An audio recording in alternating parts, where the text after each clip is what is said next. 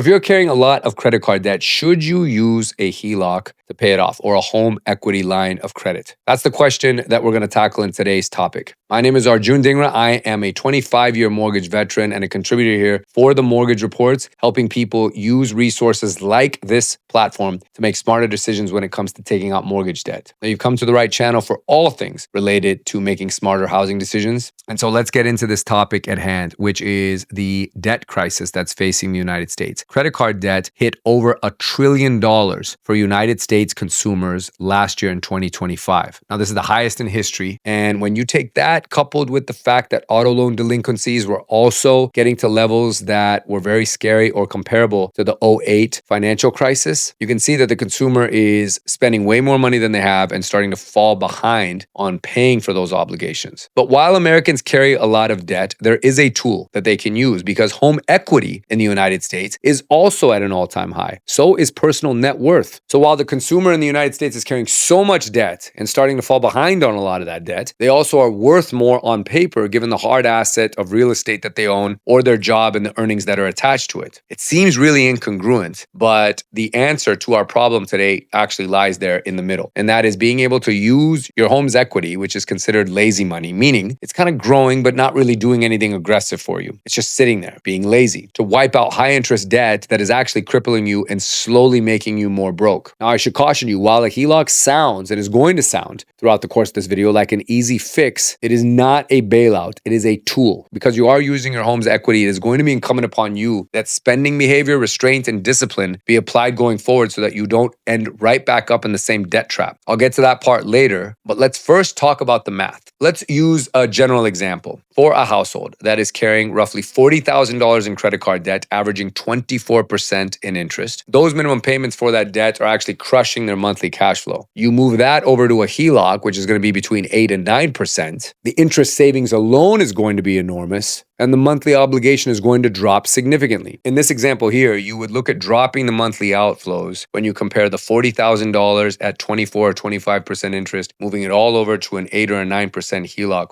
by a little over $1,000 a month. That is a lot of money that's being freed up. Money that could be put back towards the principal, paying off the HELOC a little bit faster, investing it aggressively into retirement, or even starting that college fund for your kids. That's the power of debt consolidation when it comes to a HELOC. Now, here's why it works. You end up with a lower rate, which is the obvious part. Again, coming out of something that's in the 20s or the teens in terms of interest rate and moving over to something single digit like 8 or 9%. You also get potential interest-only flexibility because the payments on a HELOC are going to be just interest only, or the interest portion of the payments. If you want to pay down the principal, you have to pay above and beyond. But that interest-only payment, when compared to all this high-interest debt, is actually where the maximum savings is. You can get faster principal reduction if you apply the monthly savings back towards the actual debt itself. So for the example of the credit cards I gave you just a few minutes ago, if you were to take that $1,000 plus or minus in difference and actually pay it down and actually apply it towards the principal balance of the HELOC, you'd actually accelerate that payoff and lower your monthly cost on that HELOC month after month, since it is variable and interest only and based on the debt. So overall, guys, you get a much more simplified payment structure, but only, and I stress this, only if you exert discipline and you stop adding to those actual balances, which means once these debts are paid off or wiped out, you need to stop spending money that you don't have or money that you can't pay it back. And that's the psychological trap that this often leads to, and why, sadly, many Americans, after wiping out all their debt, in a short period of time end up right back into the same debt cycle. You clear $40,000. Now your cards are at zero in terms of a balance and you feel pretty good about yourself. But then lifestyle creeps back.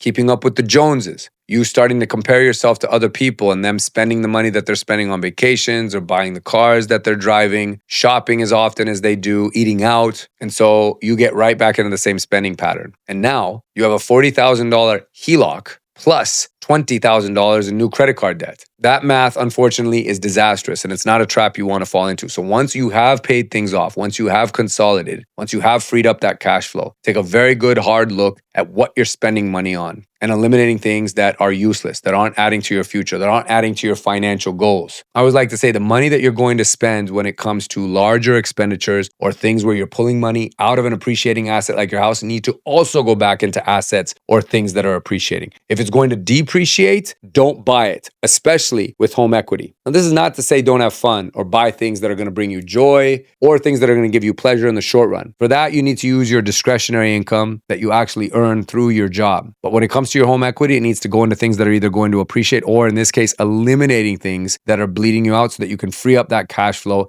and do something responsible with it. So here's when I recommend taking out a HELOC. When you have strong income, a short payoff timeline of 2 to 4 years, when there's no more of an ongoing spending problem, and you have intentional cash allocation. Now, if it's just to rearrange the chairs on the Titanic decks, then do not do it. So debt consolidation, guys, as I stressed earlier, really, truly only works when there's strong behavior change attached to it. Otherwise, it's just debt relocation. You're paying it off here to move it over here, only to re-rack it up back over here. And now the problem is exacerbated. Now, this isn't anyone's fault. Just to close this out, this is a big part of society and consumer culture because people always want to spend money on something that they want right now, but aren't necessarily thinking about the future or being practical as to whether or not it makes sense to buy now, or could you truly even afford it right now? And because credit is so readily available and accessible, buy now, pay for it later, put it on layaway, take it home today. These are the expressions and the phrases that we hear, but all they're doing is locking us into higher interest payments back to them, in which case they're actually going to make way more money, whoever it is that gave this to us, than had you just paid for it in cash right then or there. So don't fall into that actual trap, because it's that trap that keeps people in the middle class stuck in the middle class, people in the lower class stuck there and never able to elevate to the middle class, and ultimately more Americans broke. Break the cycle, exert some discipline, take a good hard look in the mirror, control spending, live within your means, use your home equity wisely, and you'll start making better decisions that will propel you and your family's wealth higher into the future. Thanks for listening, guys, on this episode, and we'll catch you on the next one.